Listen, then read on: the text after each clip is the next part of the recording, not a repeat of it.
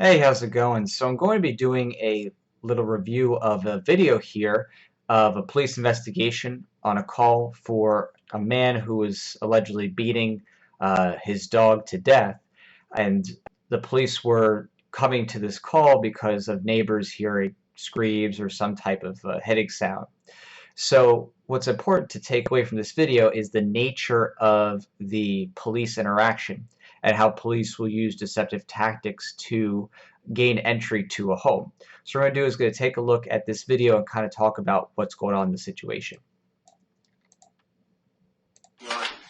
No. What's up? You tell us. We got a complaint out here in reference to a dog. Yeah, my dog bit me, and I hit him a couple times, and I got him on back right now, and that neighbor was yelling. And So if you notice right here at the onset, this person has done a really bad job by answering questions. The fact that this man has just answered questions means that there's evidence potentially that could be used against him in court, especially if there's something about animal cruelty that he is being charged with. He's now said things that could lead to his being arrested or his being charged based on these statements and possibly other observations. Again, it's not necessarily true that he is guilty of this, but those are the allegations that are being made here. Okay. that's it. Where'd he bite you at? A couple of little hands right here.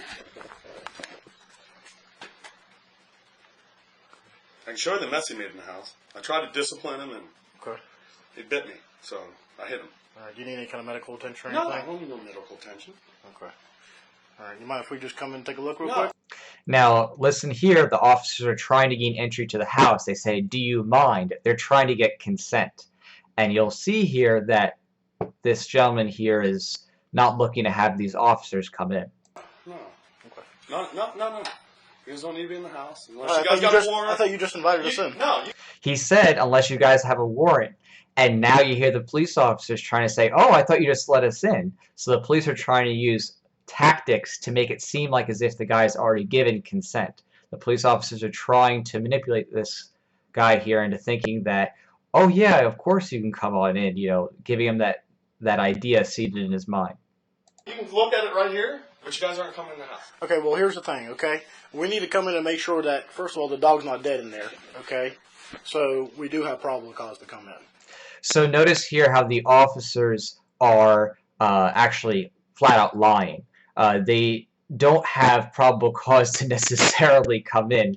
They could get a warrant if they need to go in. There's no exigent circumstances that would allow the officers to jump into the house. There doesn't appear to be any type of, fleeing felon or someone who is, screaming for help or I'm being murdered or something like that. The officers are flat out lying, and officers can lie to try to get consent, which is, of course, really disturbing. But that is what is happening here. If the officers had a warrant, they would just be able to go in and there'd be no problem. But the idea that they say they have probable cause now just on the scene to enter the home is a patent lie. Okay, so we can either go two routes. Okay, one, you can let us in voluntarily. Okay, or two, we can go another route, which would not probably wind up being good for you. So notice how the officers are using manipulative language. They said, one, you can give us consent. Well, why would you need to give consent if you already have the legal authority to go in? If you have the legal authority to go in as an officer, there's nothing stopping you. The police will just do it. That's why the officers make it seem like as if, oh, you could do this the easy way or the hard way, because the officer doesn't have the authority. And so the officer's not saying, oh, yes, we have a warrant, you need to let us in. The officer's saying, oh, we could do this the hard way, and you're not going to like that. So that's how the officer is lying and manipulating this man into letting the officers in. Okay, we're here for a call for service. Okay, somebody was obviously concerned about the dog's well-being. Okay, and that's what we're here to investigate. So as long as the dog's healthy and He's fine. He's in the corner. okay, He's so as laying long as you down, cooperate with us, and we'll be out of your hair as quick as we can. So again, it's really important to see how this guy just caved in because of the officer's threats.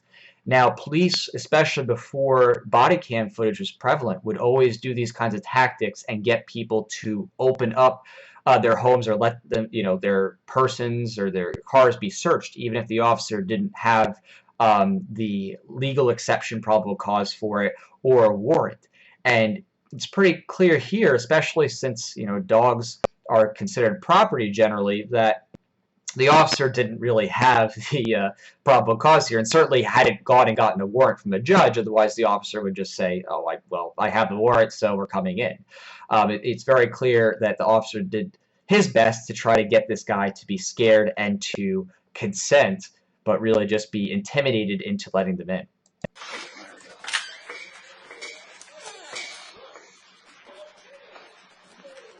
All over the house.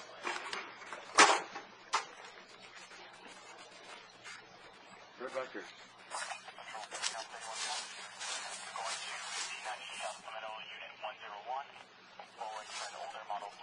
Seriously? He bit me.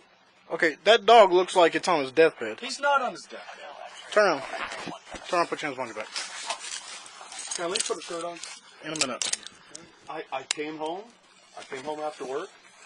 So again, this guy here just made the entire case for the police, you know, regardless of the situation.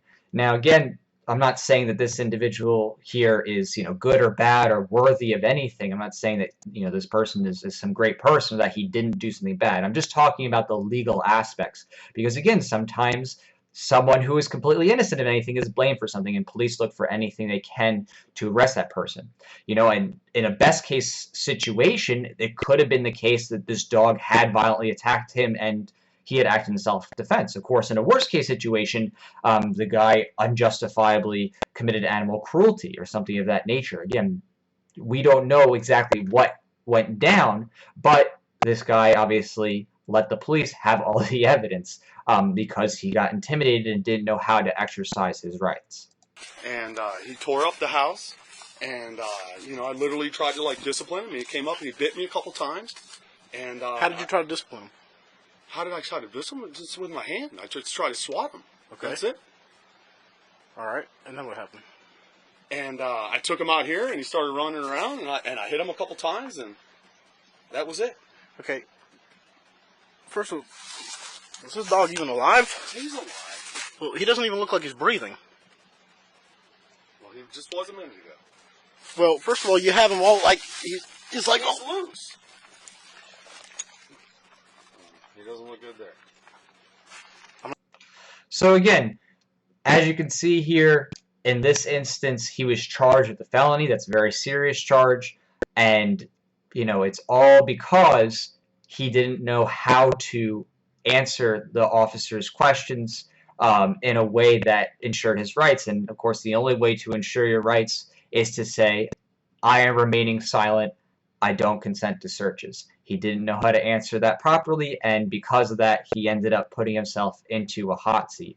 Now, I'm not sure what will come of this case, of course, but it doesn't look pretty good for this guy. But there are people who might be in a better situation than this gentleman was in terms of them not doing really anything that might be seen as criminal, or they didn't actually commit a crime, but because they allowed officers in and something unlucky for that person happened to be there or happen, they get in trouble because, again, officers, if they see something that they think they could peg to criminal activity, they could arrest you. I mean, you could let officers into your backyard and there could be a bag of marijuana back there that you didn't put there, but because they see it, they're like, ah, look at this, see, you're trying to hide your drugs.